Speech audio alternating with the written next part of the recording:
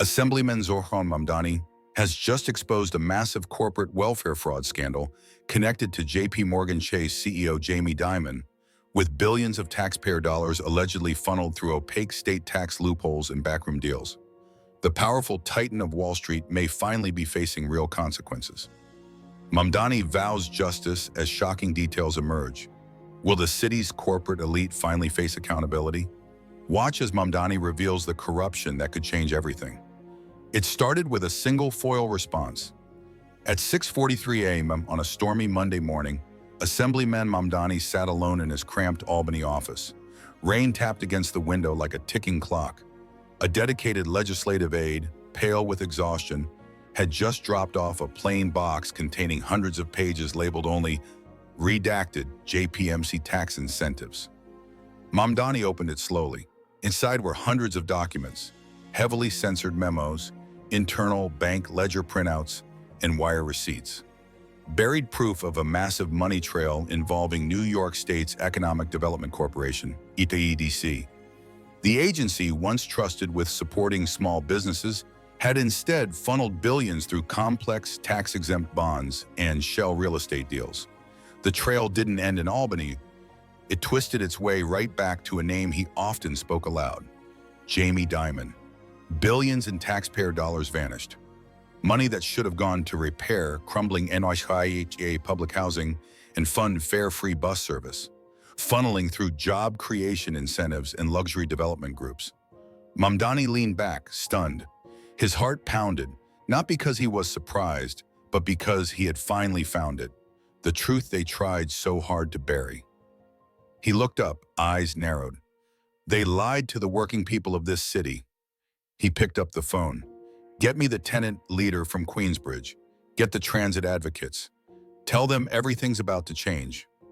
Outside City Hall, unaware of the storm to come, New York's working class carried on, commuting on slow, expensive buses and living in neglected housing. But by sundown, the city would be weeping. By 10 a.m., Assemblyman Mamdani had issued a formal demand: freeze all JPMC-linked state development funds immediately. The EDC's phones were ringing off the hook. Corporate lobbyists scrambled for answers. Inside a secured community center basement in Astoria, Mamdani laid the documents out on a long folding table. His voice was calm, but his eyes burned with the fury of a tireless advocate. "They used our budget as a piggy bank, billions in tax breaks sent to Wall Street, then kicked back into executive bonuses and luxury condos," he stated. "Summon his name? Jamie Dimon?" asked Sarah Khan, a key legislative staffer. Mamdani nodded. "Every redacted document connects. The signatures, the internal memos, the fake front groups set up in Delaware. It's all there." The tenant leader's face turned pale as she flipped through a batch of wire transfers. "This isn't just fraud, Zohran. This is betrayal to every NYCHA resident with mold on their walls, to every essential worker paying $2.90 to ride a broken train." By noon, whispers began to leak. Something big was coming. Then, like wildfire, it hit social media. Mamdani exposes $4 billion corporate fraud linked to Dimon. That was all it took. By 3:00 p.m., angry crowds were gathering at Union Square and outside the JPMC headquarters on Park Avenue. They held signs that read, "Where's the NYCHA money? Justice for tenants, and make the rich pay." In the distance, sirens wailed as activists blockaded the entrance to the New York Stock Exchange. A frail woman pushing a shopping cart stopped near the protest line. Her name was Luisa Rodriguez, an 89-year-old former seamstress who was evicted from her apartment after her landlord used a JPMC-backed loan to convert the building to luxury housing. She held a single sign, handwritten and trembling: "I paid rent for 60 years. You gave our city to lies." News cameras turned to her. Reporters hushed. Even the crowd paused. Tears welled in her eyes. "I remember the day I lost my apartment," she said softly. "No warnings, no help. We were promised security, but the money never came. Now I know why." She looked straight into the camera. "You stole it from the working class." People watching at home began to cry across the 5 boroughs. Seniors clutched tissues. Mothers on crowded buses gritted their teeth. And somewhere in that secure community room, Zohran Mamdani watched Luisa's face on the screen. He leaned forward, fists clenched. We're not stopping. Back on the streets, chants grew louder. Where's the accountability? Fund NYCHA now. But Mamdani knew this wasn't about vengeance. It was about truth, the kind that breaks hearts before it heals them. And this was only day one. It was nearly midnight when a former EDC auditor named Leo Chen walked into a precinct in Chinatown, soaked from the rain. He was holding a cracked flash drive. His hands shook. I worked under the division that approved the JPMC tax breaks, he whispered. I was told to sign off on shell companies. They weren't real. None of the jobs created were real. He placed the drive on the counter like it was radioactive. This has everything: names, accounts, instructions from the top. I didn't know until I saw it all connected. Word reached Mamdani within the hour. Leo Chen was rushed to a secure location. The investigative journalist stayed up all night reviewing the contents. As the files loaded, his face went pale. There were folders labeled NYCHA repair bonds, MTA infrastructure grants, Queens waterfront development. But when opened, each folder led to dead ends, fake businesses, dummy accounts, and emails with initials. One message chilled them all. Funds rerouted via Project 41B. JD will cover optics. State legislature, blind as usual. Outside, dawn broke over a restless New York. Inside, Mamdani looked at the evidence and whispered, "We've got his trail." As Mamdani's findings shook the city, the story reached a humble woman in Sunset Park, Brooklyn. Her name was Ms. Evelyn Morales, 74 years old, a retired deli worker who had always paid her rent on time. A woman who once donated $50 to a major transit safety campaign backed by JPMC. She sat on her fire escape holding a letter from 2018. It was a thank you note from the campaign for her contribution. She stared at it for a long time. Then she cried. "I gave what little I had," she whispered to no one. "I thought I was helping." Her grandson recorded her as she wiped her eyes. "They took my savings. They took this city's trust." The video went viral. Tens of millions watched. People sobbed. Some mailed in their own old receipts, evidence of money they gave in good faith. And for the first time in decades, Sunset Park, the Bronx, and Staten Island cried together. Not for politics, but for truth.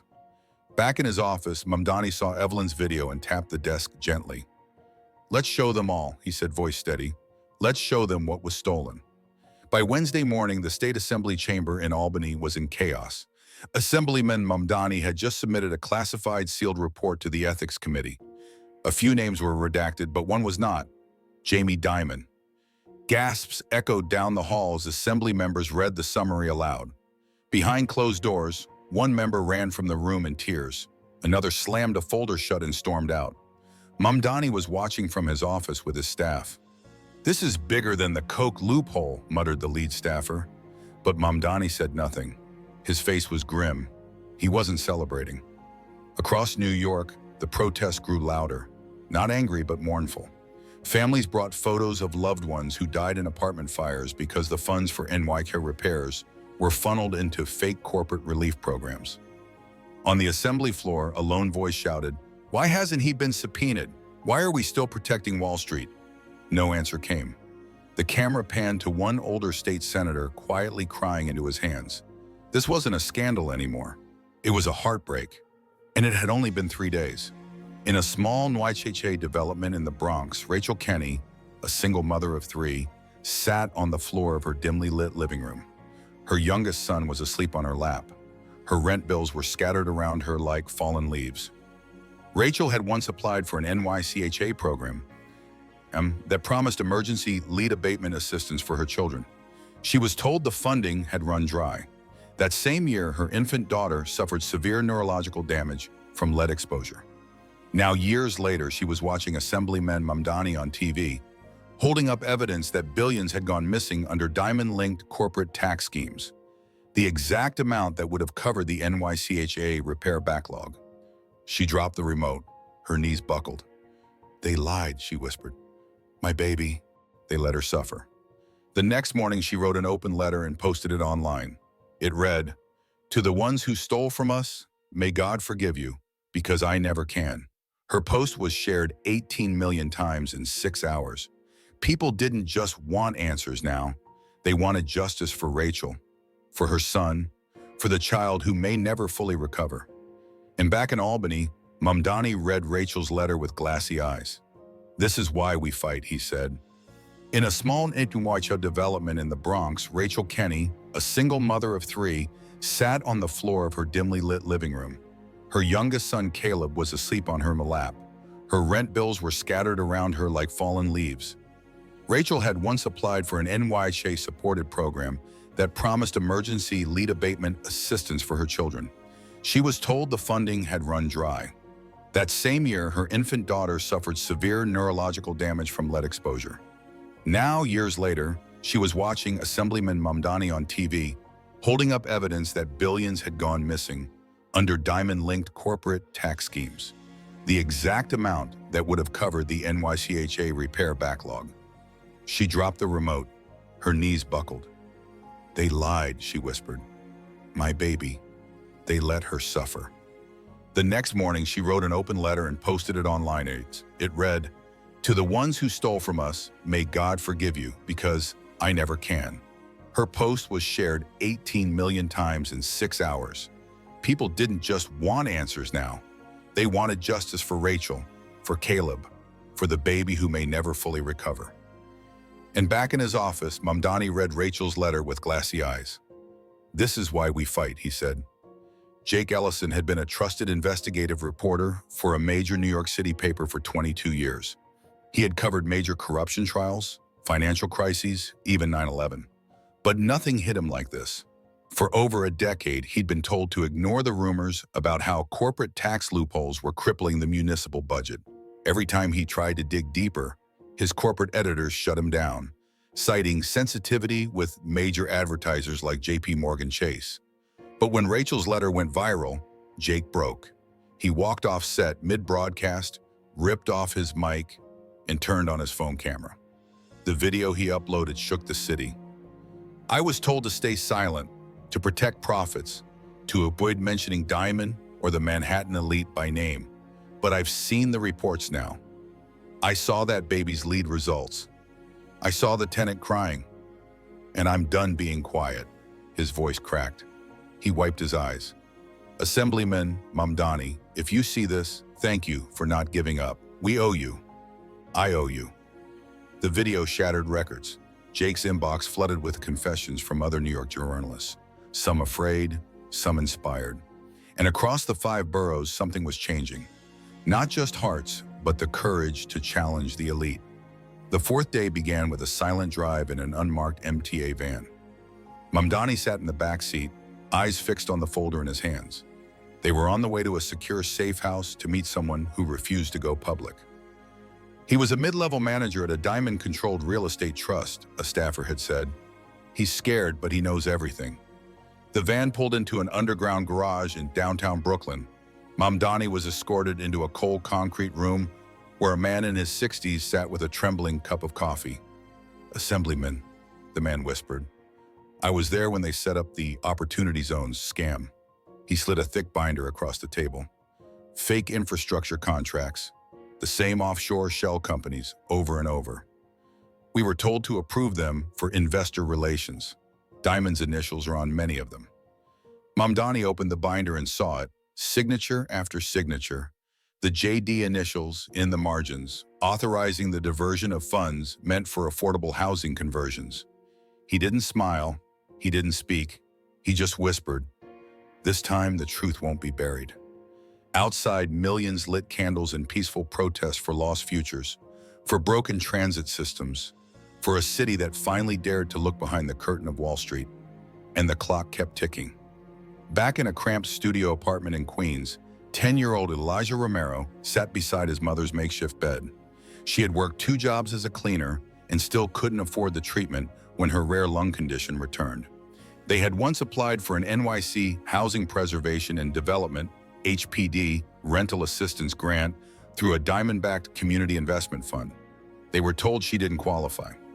Now that fund was revealed to be a vehicle for tax evasion, just another funnel for money that never reached real New Yorkers. Mamdani had exposed it 2 nights earlier during his community address.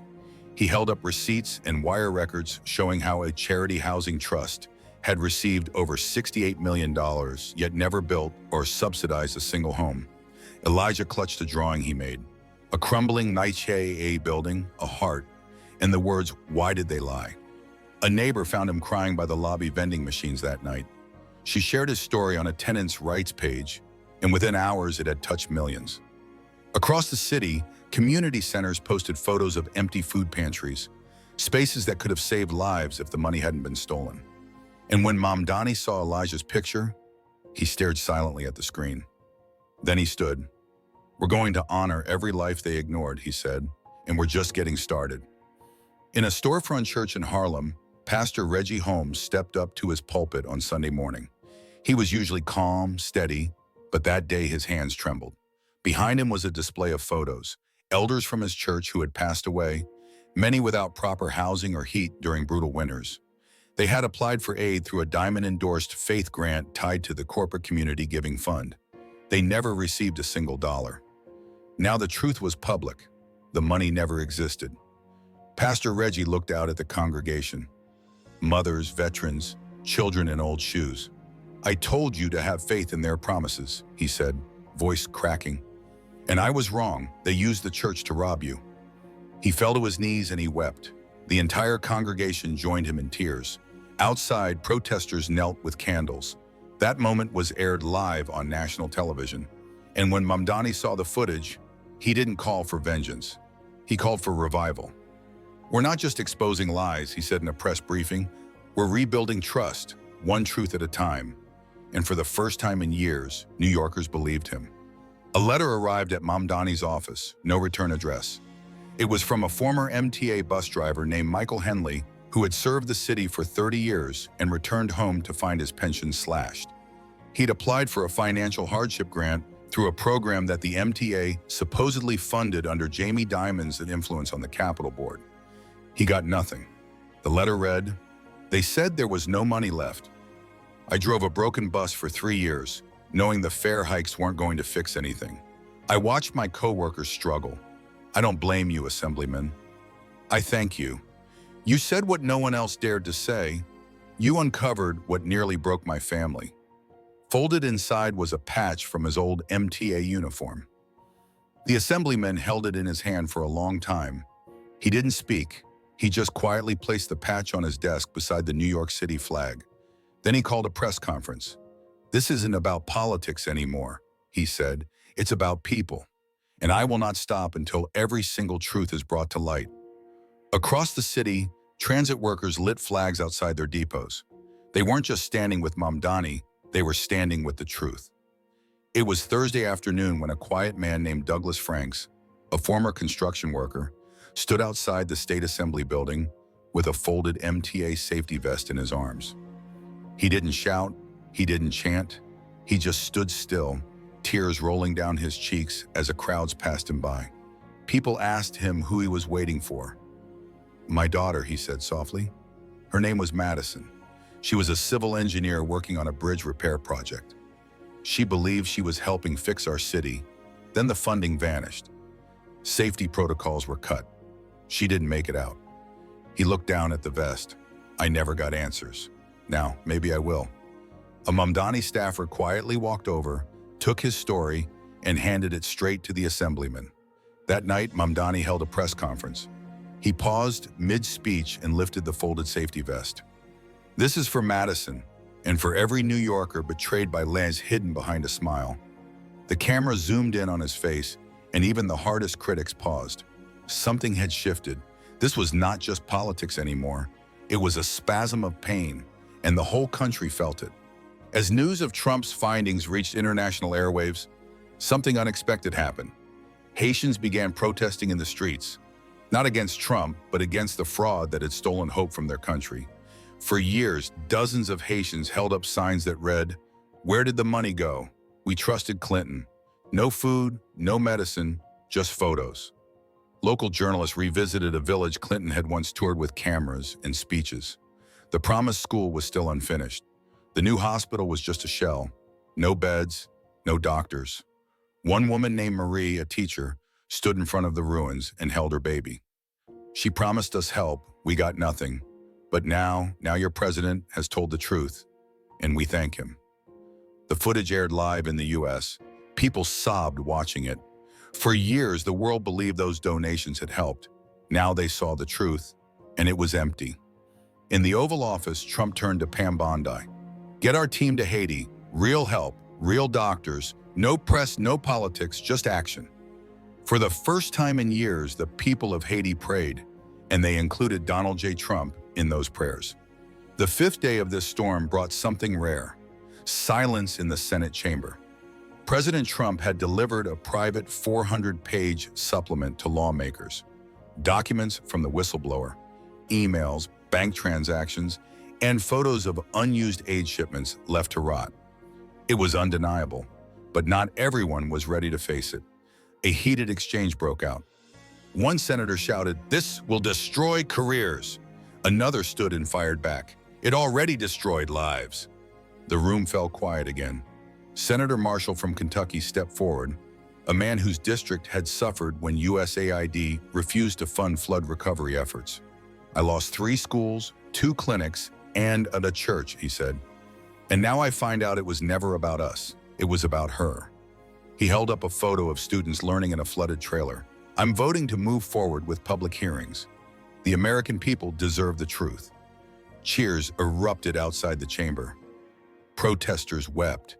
People hugged strangers. Inside the White House, Trump paced slowly. He wasn't celebrating. He was preparing, because what came next would shake Washington to its very foundation, and he would not back down. Her name was Lena Carter, and for years she worked in a warehouse contracted by USAID. She was a nurse, but her job wasn't treating people.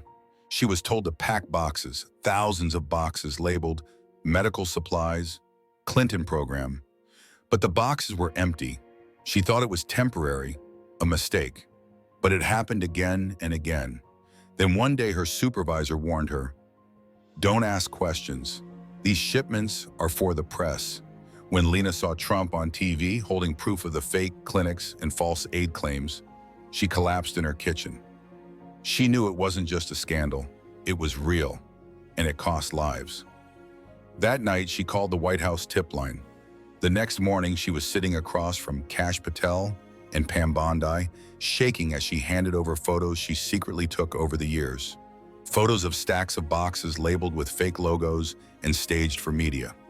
"These weren't just lies," Lena said. "They were weapons used to fool the world." Trump looked at her evidence for a long time, then quietly said, "You just helped save history." That night, Hollywood was quiet. For years, dozens of celebrities had praised the programs tied to Clinton's global efforts. They hosted galas, raised millions, and smiled in photos. But now their silence was deafening. One actress, once the face of a major USAID-linked campaign, posted a single line, "I was used. We all were." Her post triggered a storm. More followed, actors, athletes, musicians, all echoing the same words. "We believed the hype, but Trump showed the truth." A documentary filmmaker shared unreleased footage showing empty schools and staged clinics during a Clinton-led tour in Africa. People watched it with tears streaming down their faces. "I thought they helped us," one woman in Uganda said, "but they only came with cameras." The illusion was gone, and for the first time in decades, America didn't look to stars for guidance. They looked to a man who held up receipts and refused to back down. In the Oval Office, Trump turned to the camera during a live address. "They bought smiles, I brought truth, and I won't stop until the world knows it." In New Orleans, an elementary school teacher named Miss Clarice Bell wrote her final letter. She had stage 4 cancer. She had spent decades teaching in a flood-damaged school that was supposed to be rebuilt through international aid programs. Those programs were fake. The money had vanished. And now she was dying in a hospital room with peeling paint and no working heater. Her last letter wasn't bitter, it was brave. "I love this country, even when it failed me. But today I watched our president speak truth, and for the first time in a long time I felt seen. I hope the children I taught will live in a country that never lies to them again." Her nurse, overwhelmed with emotion, posted the letter online. Within hours, it was everywhere. News anchors cried, reading it aloud. Veterans saluted her memory. Students gathered on the school's front steps and sang "God Bless America." And Trump, he paused his next speech and said simply, "Miss Clarice, we heard you, and we won't let you be forgotten." Randy McCullum had driven between 34 states hauling freight. But for 6 months in 2015, he worked for a private contractor hired by USAID. His job? Deliver sealed crates marked emergency relief to private airstrips. He wasn't allowed to ask questions back then. He needed the paycheck. But now, after watching Trump expose the scandal live, the guilt hit him like a hammer. He came forward. "I didn't know," he told a local reporter, tears in his eyes, "but now I realize I was part of the lie." He described entire warehouses filled with unused goods, some of them rotting, and pallets of donated equipment that never reached a single disaster zone. Trump's team confirmed it. Millions were spent on shipping, but the supplies vanished after landing. That night, Randy posted a video from his truck cab. "Mr. President, I ain't fancy, but I believe you, and I'm sorry I was part of it." The video reached 30 million views in 12 hours.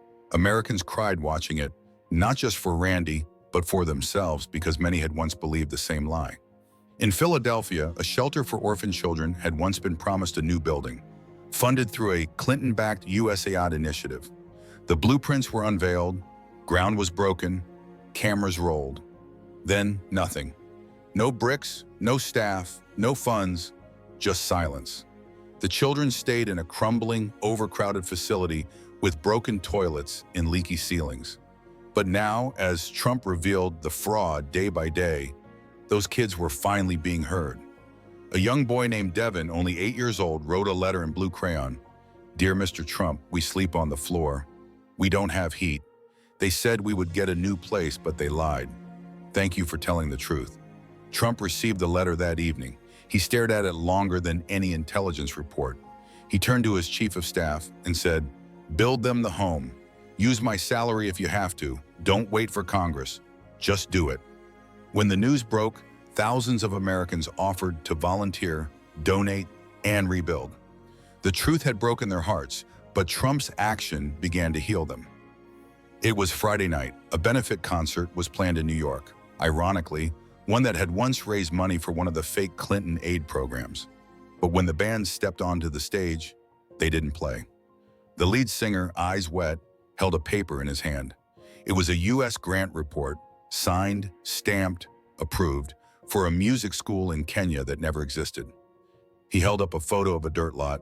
"This is what we raised millions for," he said, and we were all fooled. The arena went silent. Then the guitarist spoke into the mic. "Mr. President, we never voted for you, but you're the only one who told the truth." And just like that, the band began to play America the Beautiful. Tens of thousands stood, cried, and sang. No political lines, no shouting, just unity. And on a small TV backstage, Trump watched from the Situation Room. He didn't smile. He just closed his eyes and whispered, "Let the truth be louder than the lies." Susan McClary, 65, sat alone in a modest Florida apartment, staring at an old cordless phone. She had once run a small nonprofit that applied for USAID support to rebuild homes after a devastating hurricane. A Clinton-affiliated representative promised full backing. She borrowed money, hired a team, bought supplies, but the funding never came. She waited, and then lost everything. Her home was sold, her team disbanded. She was called a fraud in her town. But now she finally understood it wasn't her fault. President Trump had just released a full breakdown of where those funds were supposed to go. Her program was listed: denied, rerouted, stolen. Tears streamed down Susan's cheeks as she watched Trump speak. "This was never about foreign aid," he said. "It was about taking from the very people who needed it most. And we're not going to let them get away with it." She didn't speak. She just held the phone close, and for the first time in years, she felt heard. Across America, people who'd been shamed for asking, "Where did the money go?" were being vindicated. Justice was still far off, but now it had a voice, and that voice was loud. In rural Ohio, the Maple Creek Bridge was supposed to be replaced 10 years ago, paid for in part by an infrastructure aid package through USAID's Rural Development Wing. The bridge collapsed 3 years later. 2 teenagers died. The community was devastated. Officials pointed fingers, but the paperwork had vanished. Now, under President Trump's order, every USAID-linked infrastructure project was being re-audited. What they found was horrifying. The funds had been approved, but the money was sent to a shell company listed under a foreign address. The project was marked complete. No work had ever been done. The parents of the teens, Jim and Linda Carroll, were interviewed live. They held up a photo of their son, Michael. "They buried him," Jim said, holding back tears. "Then they buried the truth, until now." Trump watched the footage and made a call. Within hours, federal investigators were on the ground in Maple Creek, not with excuses, but with orders to rebuild. For Michael, for the community, for every lie paved over with silence. As word spread, people lined up along the old road holding candles in the rain, and the chant turned, "Where's the money? We remember the name." On the 6th day since the scandal broke, Trump issued a rare executive order.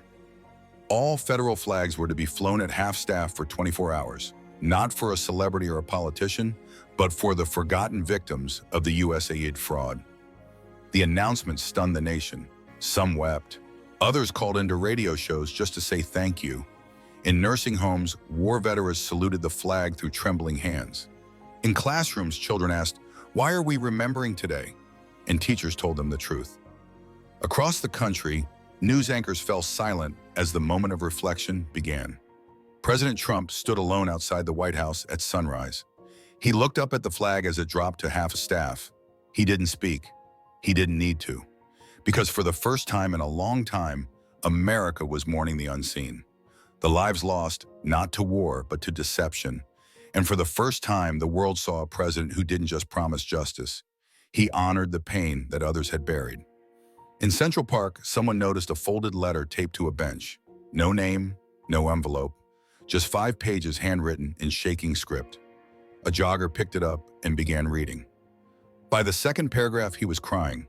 The note was from Margaret Likes, 92 years old, a widow who once donated her life savings to a Clinton-endorsed humanitarian campaign. She believed it would feed starving children overseas. Years later, she learned the money had gone nowhere. "I gave everything," the letter read, "and I slept in my car for the last 7 years. I'm not angry anymore, just tired. Mr. President, thank you. I saw you speak on TV last night. You said the truth matters. I believe you. You gave me peace in my last days." A photo of the letter went viral within hours. By nightfall, thousands of people had brought blankets, pillows, and food to local shelters in Margaret's name. Trump saw the story and stood still for a moment. "She never got justice," he whispered, "but she gave the rest of us courage."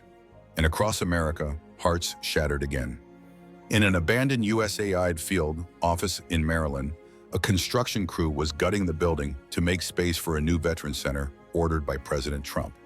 That's when they found the documents stuffed behind drywall. Dozens of folders, weathered, yellowed, and marked, "Top priority, do not scan." They called the FBI immediately.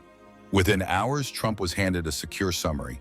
Inside those dusty files were paper trails of illegal transactions, connections to foreign banks, forged invoices, and internal memos directly linking Clinton's name to dozens of fake NGOs that never existed. Pam Bondier read one memo aloud. "Redirect funds through Sub-Program B, HRC, has confirmed optics plan. Trump's team won't know where to look." But they had found it anyway. And this time, it couldn't be spun. The president called a press conference at 8:01 p.m. His face was calm but firm. "They tried to bury the truth in a wall," he said, "but the American people broke it down." That night outside the White House, protesters began chanting louder than ever, "No more lies, we want justice. Where's the accountability?" And inside, Trump knew the final turn had begun. Emily Chavez, 12 years old, lived with her grandmother in El Paso, Texas. Her parents had passed away in a flood years ago, one that was supposed to be prevented by a USAID-funded project that never happened. She never knew what that meant until this week. Now she watched President Trump every night. She listened. She understood. And on Saturday morning, she did something no one expected. She called the White House comment line. A staffer answered. Emily's voice was soft. "Hi, I just want to say thank you for telling the truth. My grandma cried for the first time in years. Please tell President Trump we love him. The recording made it to the president's desk. He listened to it 3 times. And then he said, "Put her on TV." That night, the audio played during Trump's national address. Millions of Americans sat in silence as the little girl's voice filled the room. Many cried, some prayed, and in that quiet moment, it was no longer about politics. It was about a child who had lost everything and still found hope. It was Sunday morning, the 7th and final day. President Trump sat alone in the Oval Office, the sun rising behind him. Before him lay one last manila folder, thicker than the rest. Inside were the names of every single victim, from veterans to orphans, from grieving parents to workers who never got paid. And attached were photos, proof of the lives lost, the dreams crushed, the money stolen. At the very bottom of the file was one final discovery, a secret memorandum signed years ago confirming that certain funds were rerouted with full awareness, and that Hillary Clinton had signed off on it. Trump stared at the signature. He didn't gloat, he didn't smile. He simply whispered, "They always said we'd never find it." Then he stood, placed the file on the resolute desk, and called for a national primetime address. It would be the most widespread speech in American history. Millions were ready, not just for information, but for truth. At exactly 8:00 p.m., every major TV network, radio station, and live stream tuned in. President Trump walked onto the stage alone. No teleprompters, no applause, just the sound of a heartbeat across 50 states. He held the final folder in one hand and a small note from Emily, the 12-year-old girl from El Paso, in the other. "My fellow Americans," he began, "we've witnessed the greatest theft ever committed under the disguise of help." He read names aloud. Faces of victims filled the screen. "This week you've seen what they tried to hide. Not just fraud, not just money, but humanity." He paused, tears welling. "We didn't lose billions. We lost people. We lost time, but today we reclaim the truth." He held up the file, "And let this be a message to every person who thinks the people can be fooled forever. We will never forget again." By the end of his speech, Americans across the country were crying. Homes lit candles, churches rang bells, children held up flags in their pajamas. No arrests had been made yet, but something bigger had happened. The lie was dead, and truth had won. The next morning, a quiet peace settled over the country. People didn't wake up angry. They woke up grateful. In every town, signs appeared in windows. "Thank you, my president. Justice begins with truth. USAID never again." Veterans were honored. Churches opened their doors. Volunteers rebuilt what was once left broken. In El Paso, little Emily hugged her grandmother tightly as they watched their faces appear on the morning news. In Kansas, Walter the farmer stood taller than he had in years. In Alabama, Pastor Reggie rang the old church bell and wept. This time, not from pain, but from peace. And at the White House, President Trump returned to the same desk where it all began, staring once more at that manila folder. He closed it gently and whispered, "For them, we did it."